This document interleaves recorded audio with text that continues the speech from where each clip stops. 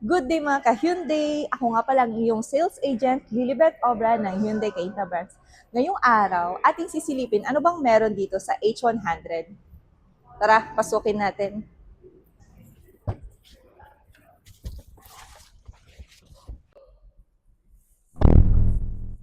Meron itong 2.5 liter diesel engine at meron itong 2 seating capacity and meron din itong aircon sa loob.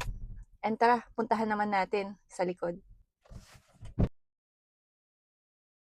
Meron itong 20 seating capacity kung gusto mo itong pang-transpo at kung pang-cargo naman, pwede mong itupi yung bangkuan. Bukod pa dyan, meron pa itong aircon sa loob. At kung gusto mong i-avail ang unit na ito, naka-zero down payment lang kami. Ako nga pala ang iyong sales agent, Lilibet Obra ng Hyundai Cainta Branch.